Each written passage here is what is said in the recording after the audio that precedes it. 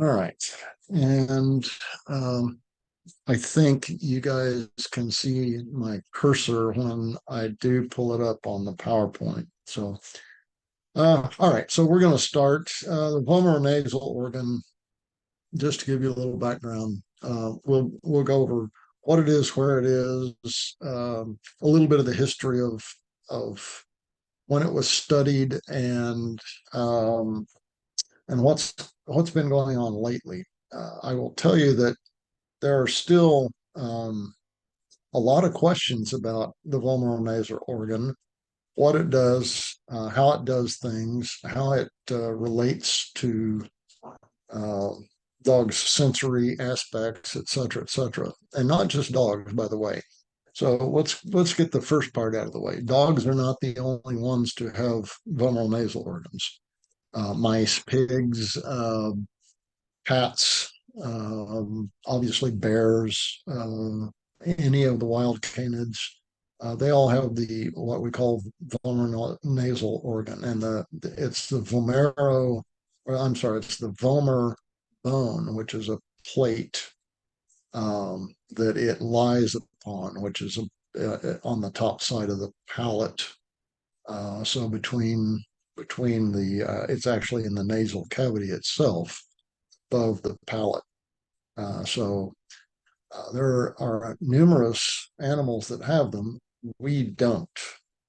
Uh, as primates, we didn't evolve with uh, with that need for what we do and who and what we are. So, a little bit of background. First of all, dog's nose. I'm going to share screen here and not see your lovely faces and go into the presentation. Let's start at the beginning. How about that? That would be a good idea. Get this out of the way and from the beginning. That was a good yes song from the beginning. Anyway, all right. So first thing we want to do is understand canine nasal sensory or scent capabilities. So first is in the nose. What we focus on here, an area called the epithelium. And the epithelium, there are two segments of the epithelium, which includes um, both well, I guess you'd say breathing area. So actual going to the lungs rather than just for scent. So there's two areas. One is for breathing, and it also has bony plates and other aspects to it, cartilage areas that allow uh, dogs and other animals with that to to be able to dissipate heat better. And that's their main area for evaporative cooling. That's a moist area. And the air going in and out helps cool them until the point where they have to open their mouth and have more surface area. And then as the tongue drops out, as they have to dissipate more heat, either through working hard or just the heat of the air, that's how they dissipate most of their heat out of their body, is through the nasal cavity, then the mouth, then dragging the tongue out as far as it can as well to increase the surface area so they have the evaporative cooling aspect. So epithelium, there are really two segments of it, and I'll show you that in a moment. Within the nose, and those of you who've had classes before have heard some of this, but I wanted to make sure we had a good base background. Depending on the dogs, anything from the brachycephalic dogs, that's how I pronounce it. I've heard people pronounce it brachycephalic, or whatever, I'm not sure what that, it's brachycephalic anyway, which is the short-nosed dogs like pugs and Boston Terriers and those type, have somewhere around 120 million on average scent receptors in their epithelium, in their nasal cavity, and their scent area, and up to 300, even 320 million for some large dogs with that predilection. Comparison to us, we only have somewhere between 5 and 10 million scent receptors in our nasal cavity, and the average is around 5 to 6 per human, essentially 5 to 6 million scent receptors. So massive difference in capabilities.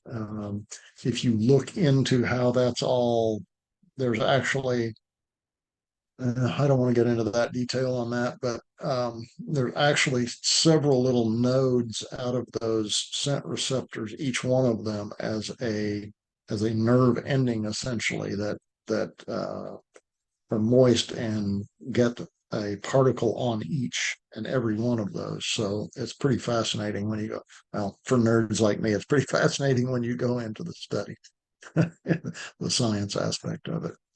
Humans, we can detect, depending on your sensitivity or particular genetics, which matters, just like the whole aspect of, for instance, the cilantro arguments between what people say it tastes like soap or others really enjoy it. There's a percentage of people who can't stand cilantro. That's a different sensitivity of, again, scent and taste buds. So it's interesting how even within our own species, we have a lot of different things that work for or against us genetically. So 4 to 10,000 scent differences. In other words, humans can detect that. Dogs can detect more than 100,000 scent differentials.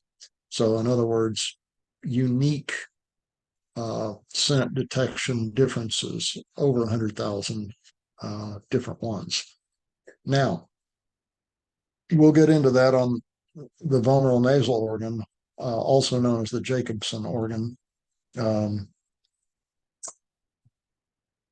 because some of what they can detect, we really don't call scent as well. So we'll get into that a little bit more. Dogs have stereo capacity, basically. So the epithelium and the nasal passageway is separate. So they have left and right sides. We don't. We have one cavity, essentially. So we didn't need to have that evolutionary aspect. But because of that stereo capacity, they're capable of smelling not just directionality. In other words, there's one particle in this side more than the other side, so left, right, or right, left. That tells them directionality of where that scent's coming from. But they can also understand degradation of that scent. So in other words, time. So let me go back to my notes here, because I'm kind of skipping over some stuff. The epithelium itself is a honeycomb-like structure. It's very fascinating how that works. It has bony areas and also cartilaginous nasal septum. Within that are what's called turbinate bones and prenasal sinuses.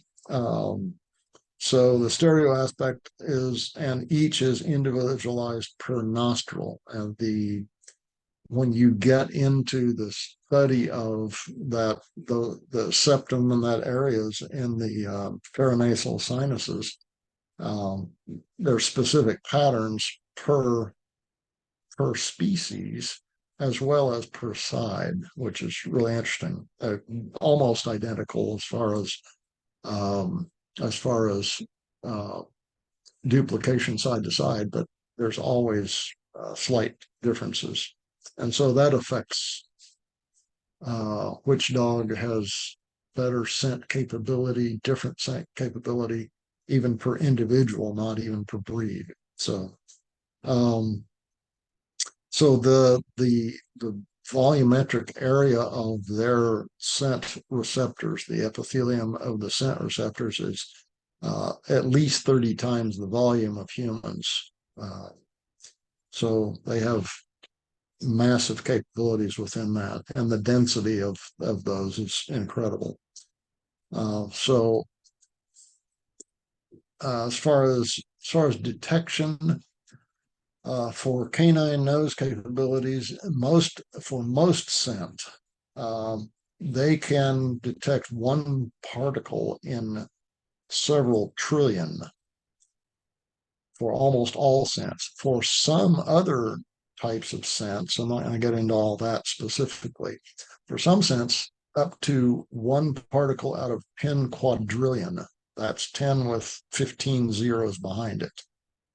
They can detect that one particle within the other 10 quadrillion. That's their capability of scent detection, and that's why they're just amazing animals. Um, so And the amazing thing is, we've got dogs and wolves, etc., that are similar capabilities and similar understandings. But a bear has anywhere from 4 to 6 times the capability, whereas an elephant has thousands of times more capability than a dog, than any canine. So uh, that's pretty amazing. Um, So some of the uh, better dogs, generally, I'll say, breed wise, for detection, for capabilities, or actually, what they're capable of detecting, and to the sensitivities and the number. Some of those are obviously bloodhounds.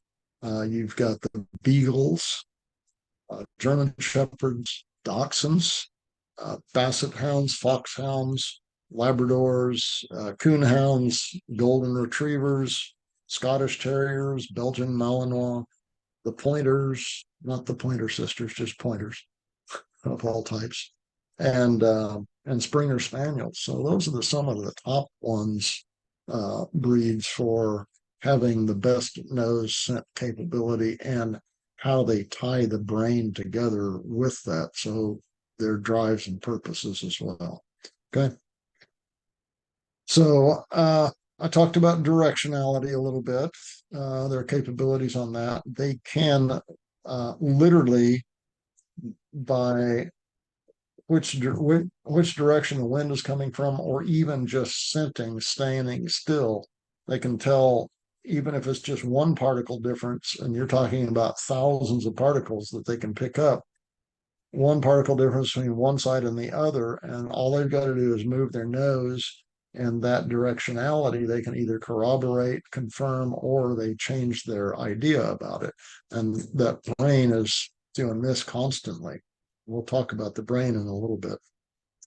So, and then again, the degradation of scent, also, they're capable of understanding how much time, in other words, was it recent, an hours ago, days ago, as far as, because they understand how scent works over time.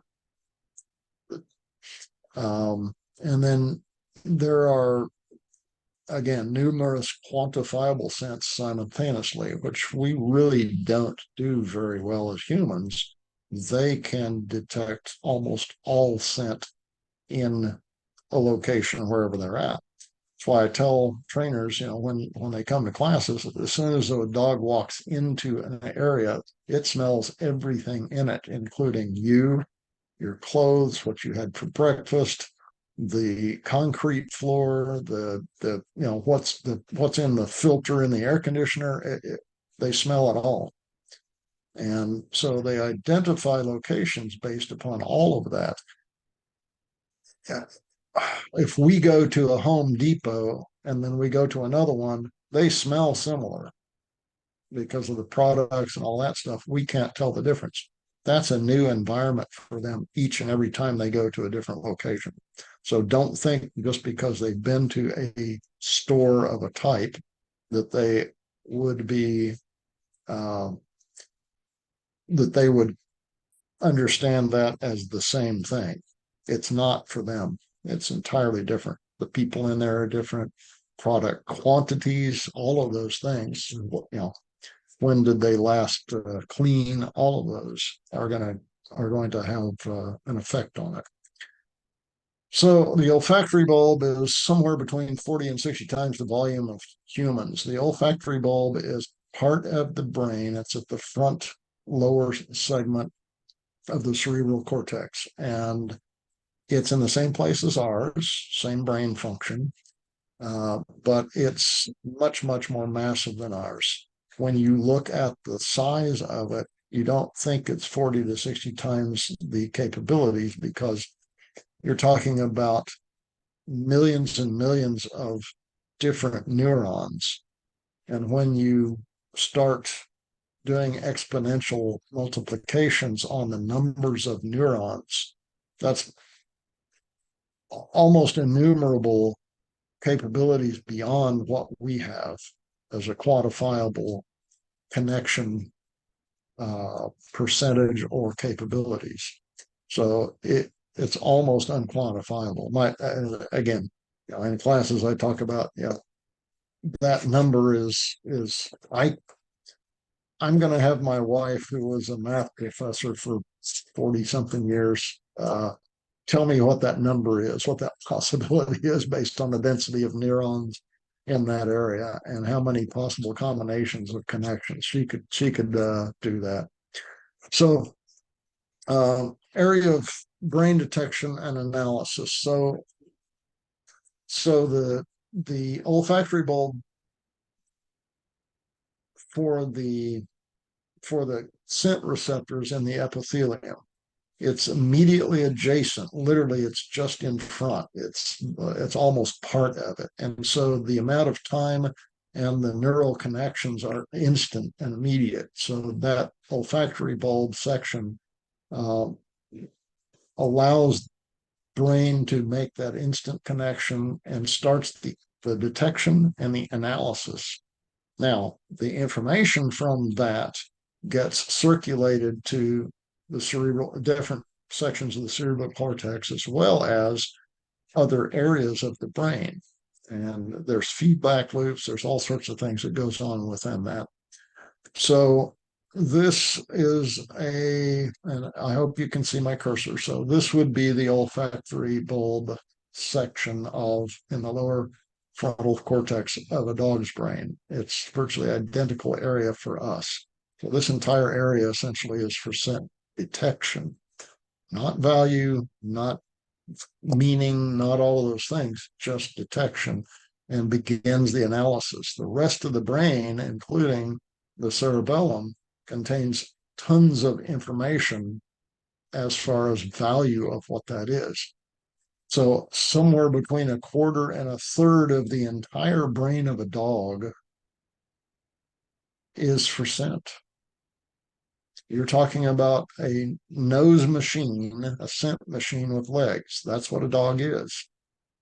And I tried to get all my clients, and now all the trainers that come to me as clients, to understand that's what a dog's predilections are. That's what drives it. That's what keeps it going. That's its life.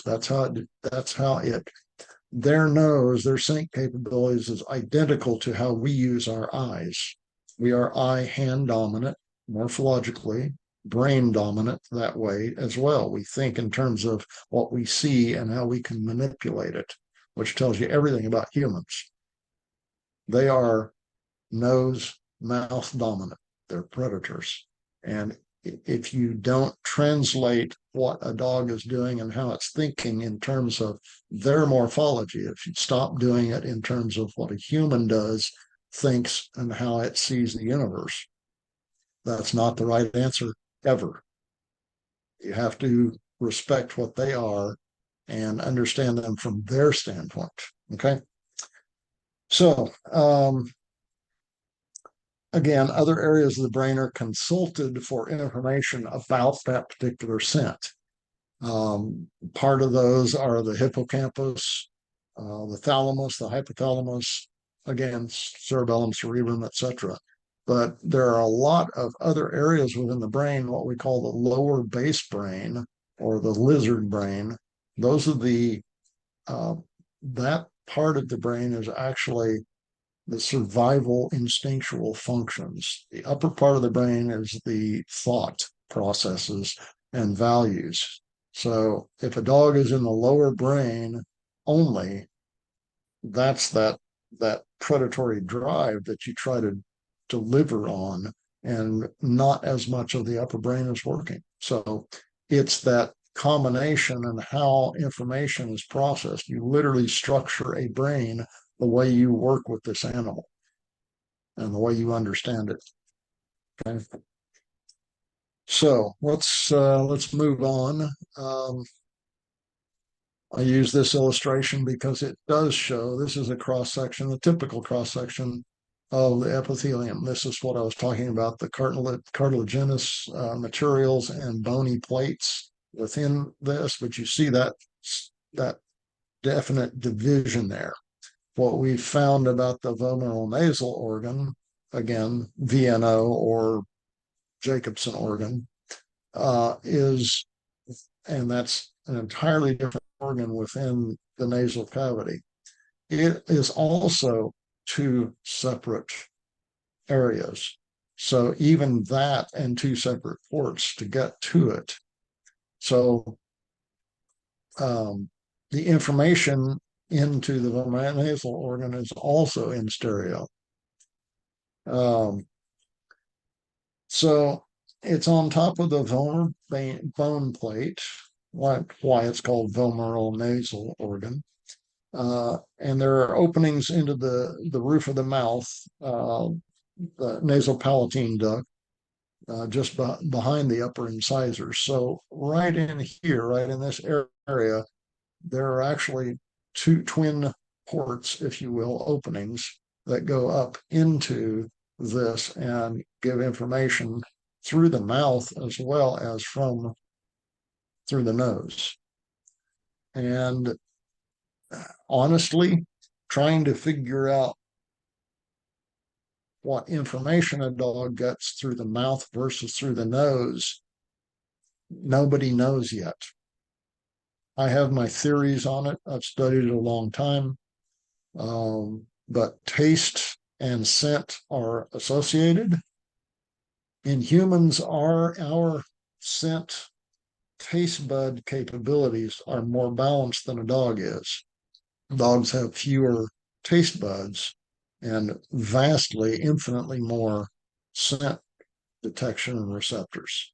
So it's balanced toward the scent aspect rather than the taste. But what they're doing then is, and we'll get into that here in a little bit of what social aspect that organ itself functions as, and that's really the main function of it. So the vomeronasal organ, I'm just going to start calling it the VNO for short, is a tubular C-shaped organ split into pairs, and it's separated by the nasal septum. So in other words, that bony plate that goes all the way from here up to here, which why there's a division in the nasal section right there. So there's actually two different points, and I'll show you some other illustrations. The internal lumen itself is lined with pseudostratified epithelium containing receptors, supporting, and basal cells. So actually, this has its own pseudoepithelium within that little, we'll call it spongy area. Okay. So it is set up much like this, but just on a cellular scale, not on a structural aspect. The nerves go directly to the accessory bulbs and the part of the brain that coordinates mating. Now, this is very important for you to understand. For mating and other instinctual emotions and actions. So the vomeronasal organ, this is not, please take note of this. The vomeronasal organ is not a specific scent detection. It's for pheromones and other what we would say are undetectable scents because they really don't give a scent. It's a chemical detector. And so it does not go to the olfactory bulb. It goes to another part of the brain. And those parts of the brain are about, well, in a general sense, it's about mating or matching up. We'll call it that. So the VNO and olfactory give additional information, in other words, layering between each other, since this nasal epithelium for scent receptors and the vomeronasal organ have two different functions. They could not do what they needed to do individually. In other words, it wouldn't exist in the same way in the dog's brain or the connection. So both of them together actually layer information, different information, to give that dog more information. A different way of, we'll call it seeing things, because we are eye dominant and our language is even eye dominant. So it detects other chemicals that do not have scent signatures. Therefore, it couldn't be picked up in the olfactory area of the epithelium. It has unique detection and location. There's no human equivalent to that. The main focal area of the socio-interactive determination. So in other words, everything dealing with its social being with other dogs, other beings, is all within this area. So that gives that and the part of the brain for the emotions, the mating, all of that stuff, the social or societal things go to that part of the brain. That's what that organ is for. Very important for you to understand that, and I'll tell you why. So here are olfactory versus respiratory path lines within that nasal cavity. You see from the front, from the nose itself, and the nasal passages. There's your respiratory or air lines, and there's your olfactory path lines. So they're actually separate areas. And the way a dog's frontal, the nose itself, just like a bear and cats, you'll see that intake is here. And obviously the volume, as you go from blue to yellow to higher, that's the center part of that as far as volume. When they exhale, part of it comes out straight to disturb the surface so that it can pick up more scent again without contaminating it, because a lot of that, as you'll see, it's equal volume. It starts to go off to the side. So the greatest percentage of that goes off and out to the side to not contaminate the surface material or the information. So they can breathe and constantly get information from scent all at the same time. So there's another one. Again, the epithelium, the olfactory recess is this entire area. That's the part of the brain right there, the olfactory bulb itself. This is the breathing apparatus, I'll say. And you can see even within that, there's a lot of areas here that help the dog cool down. So it's their evaporative cooler, it's their air conditioning system. Okay, so vomeronasal organ itself, aka Jacobson organ, first discovered around 1783. So not that long ago, actually. And they started studying it actually within the late 19th century. And there's been a lot more since about 1950. There's been a lot more studies, and one of the studies that has been significant is a study from the University of Wrocław in Poland, and I studied that. That was back in 2014, I believe. I studied that then to find out more information, and corroborate some stuff, and change my mind about other stuff. So, and these are some of they used some cadavers of the same breed and then some live examples to study those. They x-rayed them, they did all sorts of things. This is an illustration of the vomeronasal organ itself, looking down on it. Well, I'm sorry, up at it. This is the thickness of it right here. And over here, this is from on top. Okay, so this is the vomeronasal organ in the palate. This is the epithelium right here, the nasal cavity. So that gives you kind of an idea of that. This is another illustration at this point, again, looking down. So you can see it's divided here, and it's kind of we'll say a U-shaped, but even so, it's still divided. And each one of those signal groups go to the other part of the brain, not to the olfactory bulb itself, for understanding. Okay, so now why is that important? So I'm going to stop share here. What can we use from that? So, okay, so it's used for chemicals and pheromones. That's what we do now. And it detects male, female hormones. So it identifies male, female in any species, period. It also is used, that's the main thing for puppy pheromone detection.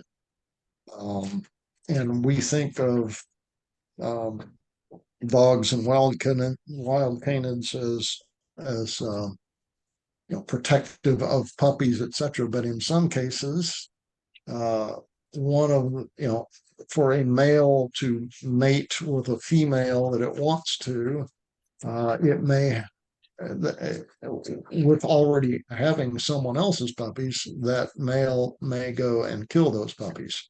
Now, if the female is around, she'll protect them with her life. But to make her go into season again and heat, she can't have her puppies. So that's just life. That's the way it goes out there in the wild. So that's why the females are so protective of their puppies, and that's why puppies also have the pheromones, so that the pack itself, the ones that's stable, will help protect those, because they know up to that point, somewhere between 4 and 7.5 months, depending on the specific breed or the species, they will retain those pheromones that identify them as puppies. Because some dogs get fairly large within that first few months, and they may look like an adult in size and capability with compared to other breeds or subspecies. So that's why those are an identifier. It helps. It's like putting kids' clothes on. It's a kid. So initially, the muzzle is heat-seeking. I talked about that last month, and if you saw that, if you were on here and following that heat-seeking muzzle aspect is very important, because coupled with the vomeronasal ports and detection used to identify the mother and the milk area, that's what its initial aspect is. Because the nasal cavity is really not open and working yet, it has no value. So when you understand that the VNO is used for emotion, connection, etc., and it goes to that part of the brain, because the brain has not developed yet as a very young puppy for any value of scent. They learn it, starting learning within that first 3 weeks, but they don't have it to begin with. If they didn't have the vomeronasal organ, they would not know who mother was, what's safe, what's not, and the milk aspect. So the vomeronasal organ and those ports in the mouth, that's why they're there, essentially. Okay. I hope I'm explaining that well enough for you guys. So in suckling, the scent and taste is reinforced on a high level. Both the taste, again, in the tongue uh, for taste buds and that association, again, layering two different aspects of two different organs, the tongue itself and the vomeronasal organ, even before the vomeronasal organ and the epithelium of scent detection. Okay. So there's three elements in there versus our two, because taste without your nose and smelling, you food, everything else doesn't taste the same, does it? So it's the same way with them. They have three layers of information that they gain on that. Okay. So that's the first. We always go back to the base. And the base is when you're a puppy, what makes sense to have to survive. So it makes perfect sense on their part to have that organ with the port into the upper palate area, into the mouth area, so that taste and scent goes together, and the emotional part of that connection with the mother and the others that begin bringing food to within 5-6 weeks, so that they start smelling and tasting the other members of the pack that bring them the food. So when you are in a domestic situation, when you're bringing food to puppies, if you're raising puppies or if you get a young one, that's why I put my hand in the food bowl and mix it by hand. I give my scent to my dogs, whether they're puppies or 20-year-old huskies. It doesn't matter. My scent is in their food, and that associates me with the safe relationship, that social aspect, so that I become part of their social unit. Okay. That's impactful, guys. And I want you to really understand that. That's such an important. Okay. So the initial sensation of the tongue um, then begins, and the life giving aspect layers again that emotional aspect that's learned from the vomeronasal organ and how the brain structures itself with social emotional aspects. Um, Tongue taste prior to scent opening up, it makes more sense. Development of taste and scent together in the upper brain. So we've got initial layers, we've got secondary layers, and then we've got all three together as all those begin to develop in later stages of puppyhood. Um, it helps identify potential mates and rivals too. So the experimentation with, especially in young puppies, the experimentation with their siblings and the competition between each other, the play, which is competition, and learning how to play, which is the hunt and all of those things with each other, learning what's male, female, who becomes bigger, stronger, faster, who's smarter, all of those things factor into later on how that puppy will identify a mate and a potential another, we'll say another pack, for instance. So scent detection, reinforcement through the nose and ports of the palate help to determine exact information about what they're smelling. Again, those layers together. Um, there's possible involvement in various behavioral pathologies, including aggression. This is why it's important for you to understand the vomeronasal organ itself, because the vomeronasal organ is about not just about scent detection of pheromones, but the emotional attachment in social aspects. And so if it's damaged, um, if it didn't develop well, if it has different pathologies from infections, you know, herpetolvirae is one of those infections that the vulvar nasal organ is the main introduction into the body itself for that. So it's a potential infectious entry point.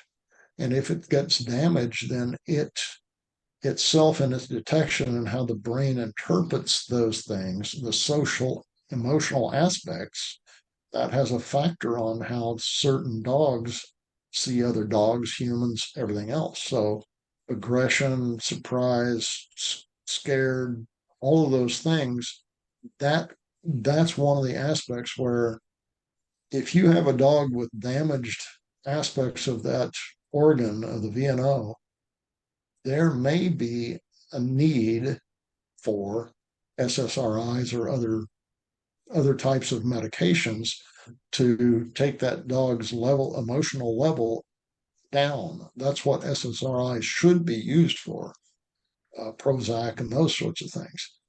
I will tell you, I'm not a vet, okay? I don't claim to be a veterinarian anyway. uh, but all of the dogs that I worked with, and all the severe case dogs, thousands of them over the years, the ones that were on SSRIs, I would ask them to wean them off with their vet's help, the clients with the vet's help. I explained to the vets what I was doing and why I wanted that, and they would. No one ever refused because how I presented it for them. Then I could see that dog for what it was.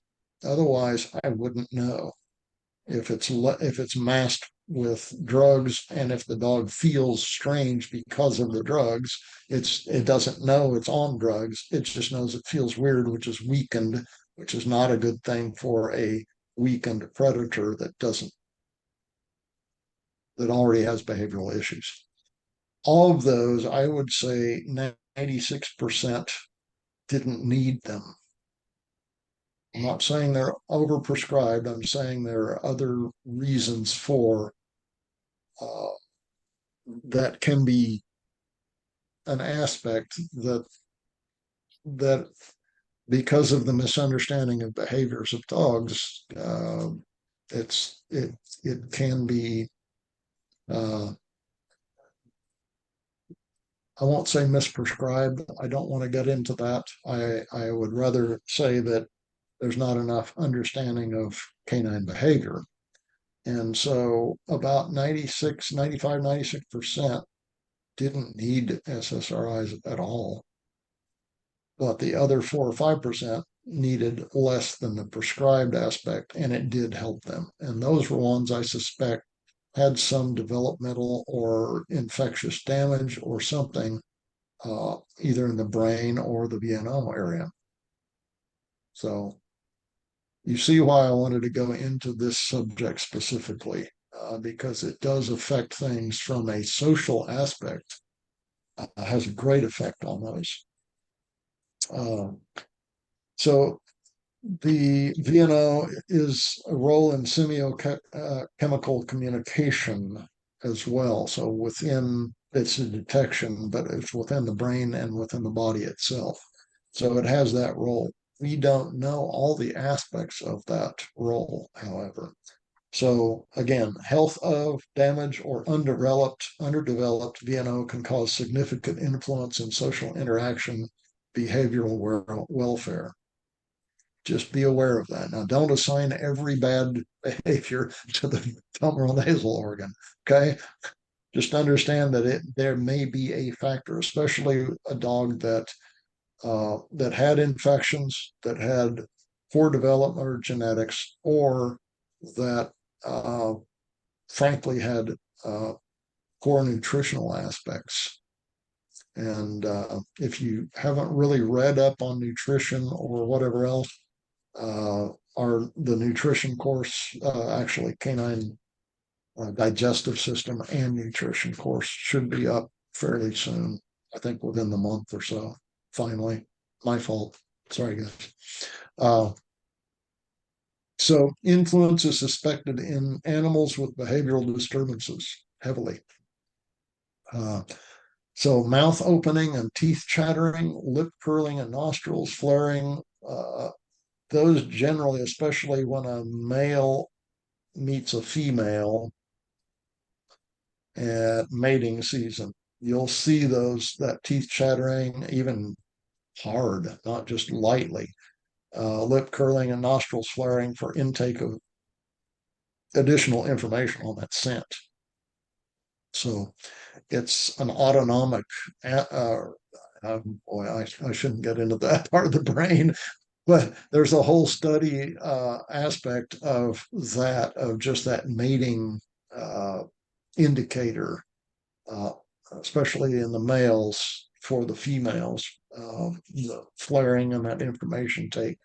And what it does, it's an interesting loop within the brain that causes that. It's absolutely autonomic. It's genetic to the males. But there's also the a dog down on a scent, and it looks like they're licking like urine and stuff like that, or a dog has peed. Uh, they're not licking that; they're actually picking up that scent, additional scent and information, the pheromones into those ports inside their mouth to get to the vulnar nasal organ to identify and give value to. Is this friend? Is it foe? What health issues does that animal have? All of those things. Is it male? Is it female? Is the easiest thing for them. But there's thousands of other pieces of information you're trying to get. Um, so that aspect, the part of the brain that deals with mating and values, it's both instinctual as well as preferential.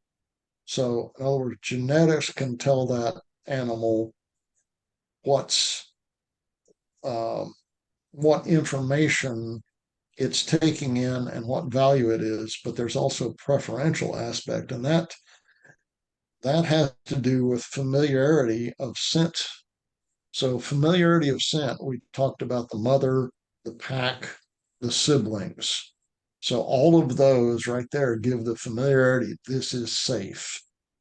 So, I've talked about in other classes how if you go to a dog park, you notice how Huskies and Malamutes kind of pack together and German Shepherds pack together and specific types of breeds because they smell different to each other. They smell different to me too.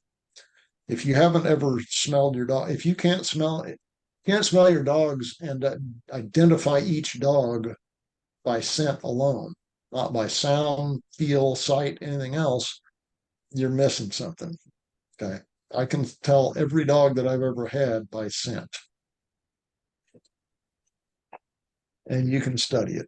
Um, but that familiarity with the scent then creates that sense of family, pack, group, whatever.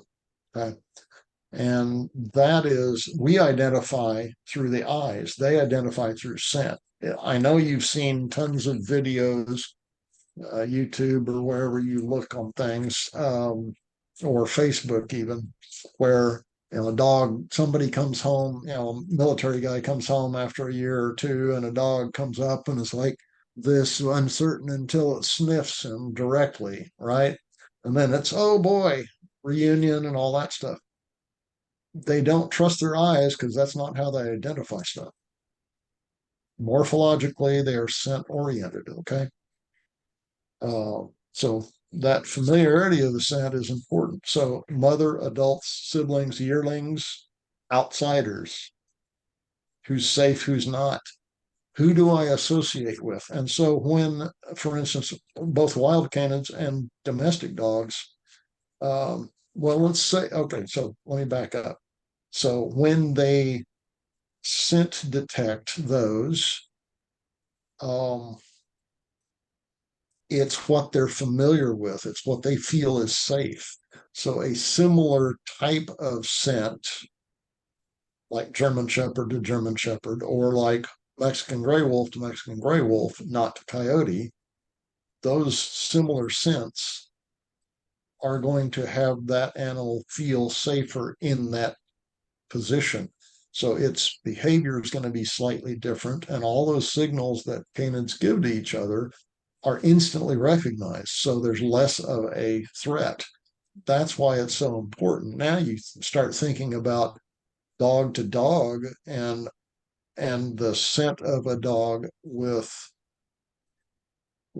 developmental or health problems with the vomeronasal organ or where it's attached in the brain to the emotional, pack oriented, mate oriented area of the brain. If there's any damage, any weakness in those areas, then you are going to have a more aggressive, reactive animal, period. So a lot of the times, I've consulted with trainers over many, many years, decades, with, how do I get through this dog? This dog is overreactive, et cetera, et cetera. And I, without this level of explanation, I didn't want to get into the vomeronasal organ or that part of the brain that associates safety, pack, security, all of those things, familiarity with that, because then everybody be assigning it to that, which is just another fallacy. It might be 1 or 2% of dogs, but it may be higher these days, honestly, genetically, because we're killing dogs, millions of dogs a year, um, putting them down before they get the chance to genetically mix. And so we're putting good dogs down and we're saving bad dogs genetically. And so we're creating a lot of situations that aren't necessarily good. And some of that may be that. And we attribute that to human sociological things, but in fact, it may very well be what's happening with dogs overall. We got too many of the wrong types of things going. So wild canids and domestic dogs, both, there's pressures of accepting unnatural numbers of canids. Not all dogs get along. They won't. They naturally shouldn't, frankly. And yet humans expect all dogs to understand all other dogs are fine. So, training wise, behaviorally, we can change the minds of dogs and in a number of ways, but it's honestly kind of unnatural for them. So think about that when, you know, your, your clients want every dog they have to be some therapy dog and go around all other dogs. That's why I'll go back to, my ER vets that used to teach at the institute and that were my clients, and I've taken plenty of dogs over decades to them on emergencies.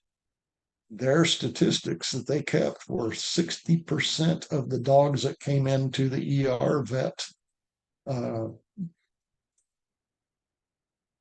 facility there were from one dog park, the closest dog park, 60%. So you tell me how good dog parks are for dogs. And, it can be very overwhelming.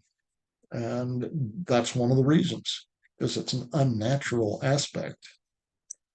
So, scent familiarity drives individuals away from the pack also for creating mating behaviors. In other words, the reason that wild canids go away from the familial pack is to find a mate, because genetically, the way that animals have developed, they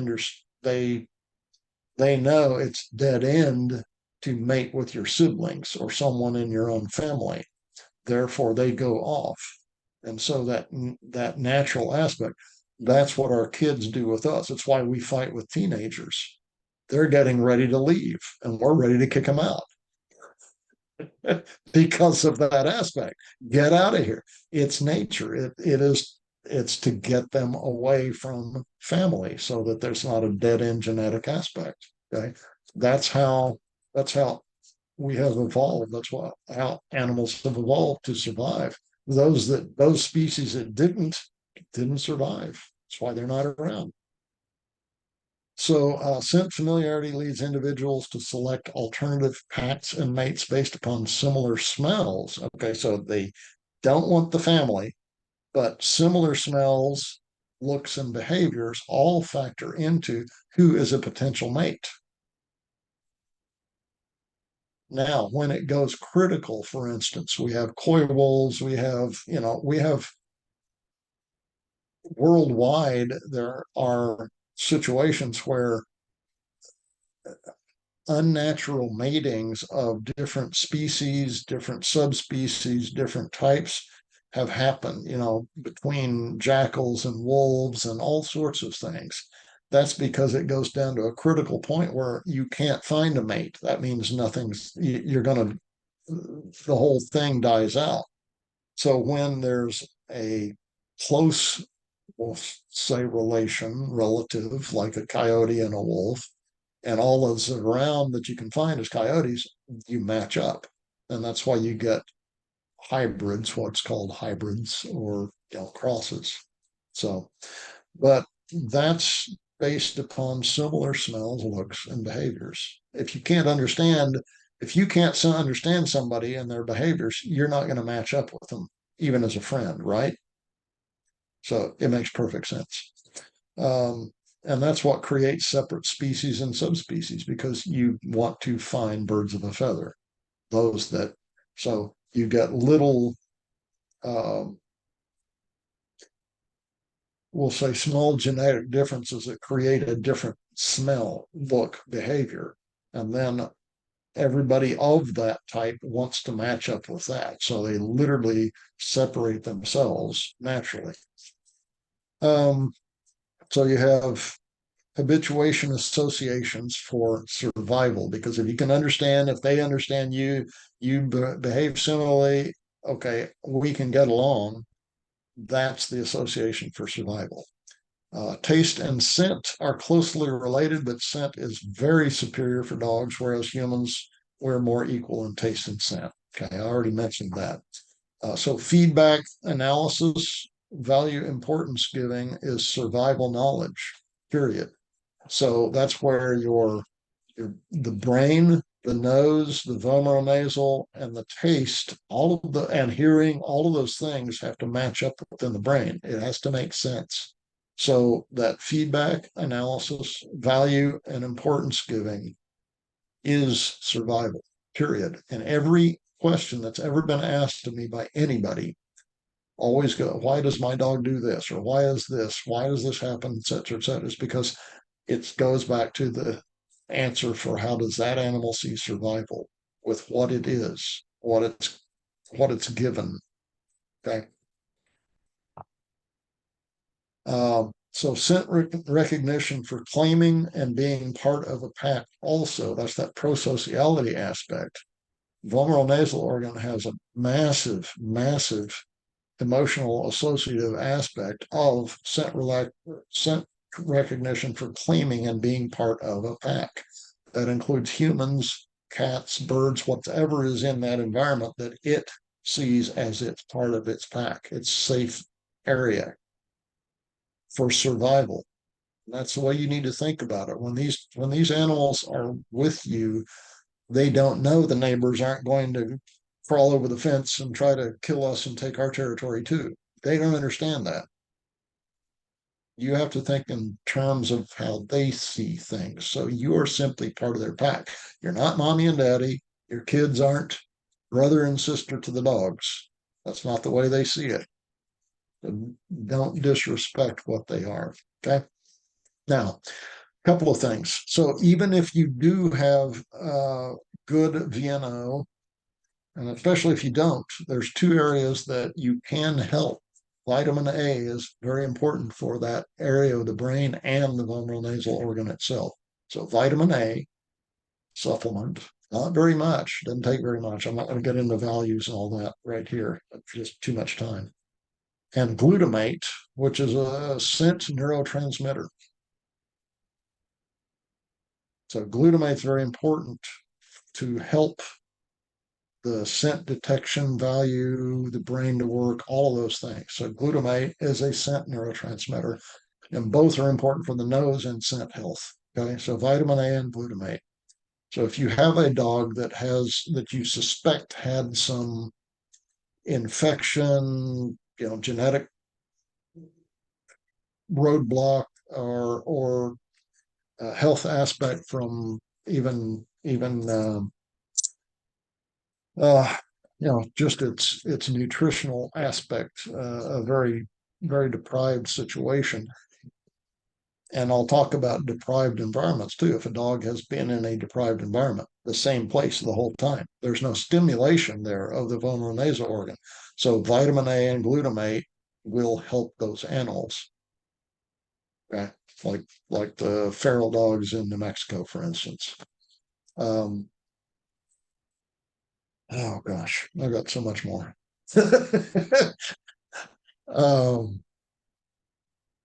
so so how so I always go back to how can we use this information better? Well, I've given you a lot of information here to think about and to experiment with, because again, a happy dog is a dog using its nose and moving.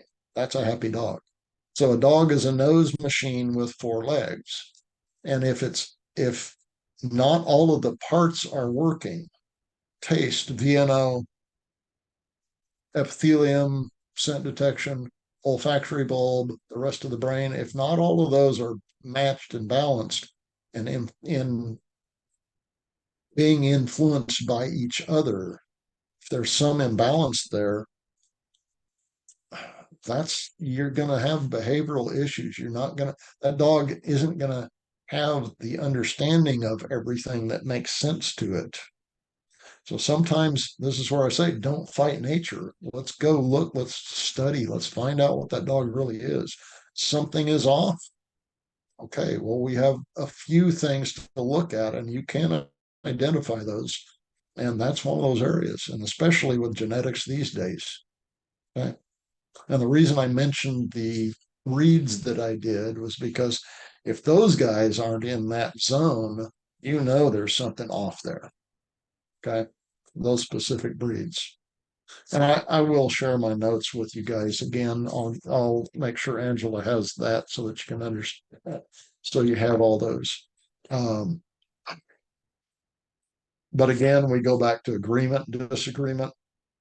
How does a dog see active or tacit agreement or disagreement? And how does it respond to it? Are you familiar to it through scent? Are you unfamiliar? Are you within the range? And because if you walk into a situation with a dog that growls at you, doesn't trust you, et cetera, it's not because you're a bad person or because you brought in the wrong emotional aspect, even. It's because your scent isn't familiar to it in any way, shape, or form. Okay. And it doesn't see you as a potential nice guy. So the way you change that is how you behave to become trustworthy. That's where relationship based training is all based on, guys. It all goes back to real science, not the pseudoscience crap that's come around the past 15 years or so for some reason. Sorry, I don't mean to denigrate anything, but this is all about science and understanding how this all goes together. So again, boundary discernment. We go to what are the boundaries? Well, boundaries is scent. Well, it's not just about. So we talked about a few months ago. We talked about thresholds. Well, scent is a threshold. We talked about the reason I've set these things up in the order that I have is so that you can go back and start understanding with this new information how those things are much more in depth and relate. It's communication clarifier. value enhancer associations in the human world too. Okay. Uh, it's predictable for the dog and predictable responses from the dog. If they are unpredictable, you know something is off. And there's a number of ways to test that to start seeing what part of this doesn't match up. Why are these behaviors this way? Safety aspects, clarity, appropriateness for specific situations and locations. You know, is a dog nervous in a situation? Why is it nervous? To you, it looks normal. To them, they're sensing something, and it's probably something to do with scent itself. Okay. And itself. So, all right. Well, I blasted through those notes as fast as I could. I could have gone on long on each one of those. There was a bunch of rabbit holes I could have gone down for hours, but um, I hope that gives you a good base level understanding of how important that part of the almost unknown aspect of dogs. Most people don't think about them that at all, and I've found that most humans, even trainers, don't even think about the nose unless they're using it for scent detection or some game. So okay, so do we? Yeah, Angela, I was going to ask, do we have questions or anything? I've seen a little bit of things popping up. Yeah, I actually have three really great questions that were presented. Okay. Just so you know, something I'm doing is I put those questions just in case we didn't, I mean, we've got a couple more minutes, but in case we don't have enough time, I'm going to start keeping track of these questions. So that way we make sure we cover them for the Q&A that we have every, few months. Okay. So one of the questions was, in the same way that humans can need help developing their hand-eye coordination, can dogs need help developing their nose-mouth coordination? And if so, would this lack of coordination cause dogs to use nose more so than mouth, or mouth more so than nose, etc.? Absolutely. A lot of mouthy dogs are because they haven't developed their understanding of what scent means. They haven't experienced it. That's that deprived environment aspect that I've talked about in a number of classes and courses. A deprived environment isn't just a dog sitting in a crate or in one room or in one location its entire life in a backyard. Backyard gives it much better than, because it has smells things miles away. At least it knows there's something out there. Never experienced it, but at least it knows there's something out there. And that's like being put in a white room all your life. Now, if you can see out a window and you see there's a universe out there, that's better than just in a white room with light. Matter of fact, there were a lot of experiments by uh, Soviets, the Americans, etc., right after World War II and before, frankly, on psychological aspects of deprivation. Uh, and for what we had to do, I'm not going to talk much about that, but in PSYOP and stuff like that, we had to endure some deprivations and escape and evasion stuff as well. Wasn't a lot of fun. Teaches you a lot about how quickly the brain can be uh, altered. I'll say that. Um, so yes, that's a very good question and a good connection, frankly. The As far as what you can do to help, well, you must, because humans, with dogs in domestic dog situations, even with ancient breeds, um, you have to help develop them because at anywhere from, well, you know, the 5 week puppy syndrome to even a 13 week, you know, well developed puppy at 13 weeks, it still hasn't developed its understanding of the rest of the universe has just barely gotten started. So specifically developing the nose, the hormone detection, values of those things, how you introduce, I mean, humans kind of stumble into a lot of the right stuff without knowing these things. That's what just stuns me, frankly, as a lot of trainers just stumble into these things because someone experimented and it worked and everybody starts doing it. Uh, but they don't know why. This is the why, guys. And you can be so much better and understand. Once you know the why, you can go well beyond where you were before. So being able to develop a dog's understanding of taste, VNO, epithelium, the olfactory area of the brain, and the rest of the brain and the values, that's massive. That's up to a third of what a dog even exists for. That's massive. So, yes, the development of dogs, especially puppies at that point, you want them experiencing things through their nose. That's where it just kills me. I used to work with clients that they were determined to walk their dog, and they'd go out for an hour and walk their dog down a sidewalk and keep them from sniffing anything. What are you doing? Let the dog explore, not to ignore the human and not to be random, but actually involve yourself in their world. That's what I teach about relationship-based training.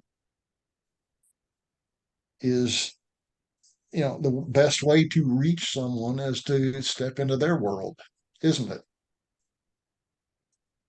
If I got on here and talked to you about single nucleotide polymorphisms, or um, or I talked to you about the brake calipers on a Porsche 911 GT3, we wouldn't relate at all.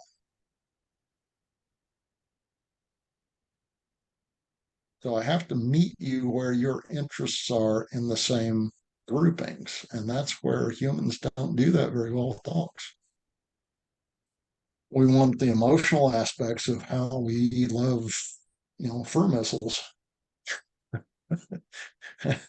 So that's really surface stuff. I, I don't want to beat a dead horse. Sorry. You kind of One more you see question. where my emotional aspect goes. Yes, I'm sorry. One more question. Yeah. So when Okay. dogs chatter their I teeth, thought there were three. well, there are three. We're going to do this one next. Okay.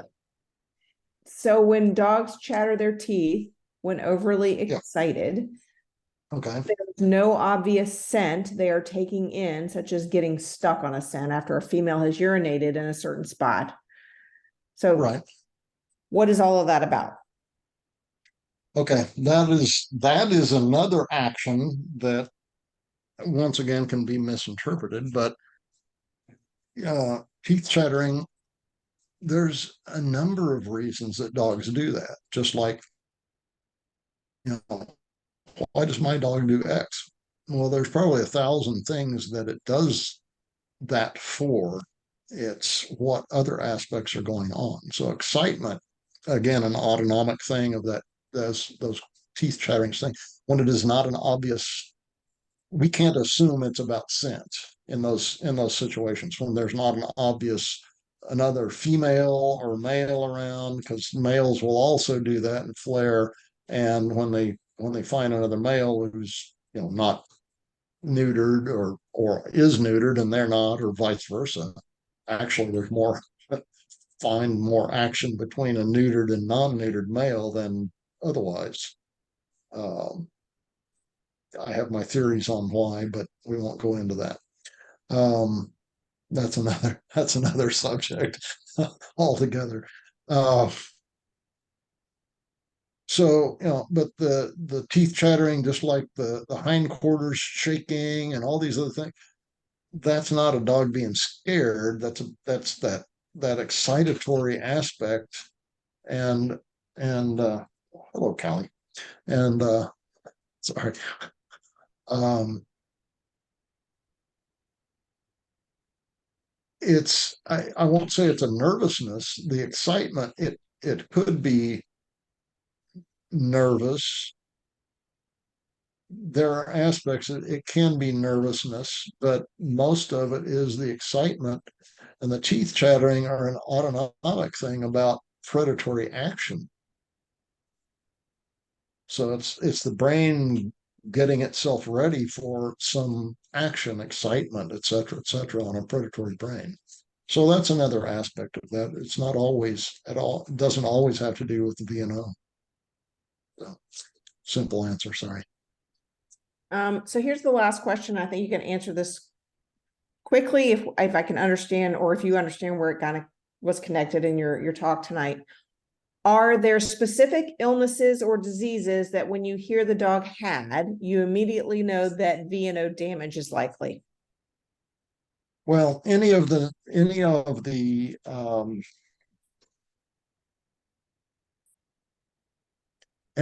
serious pathologies that affect the nasal cavity itself, um, cancer can do that.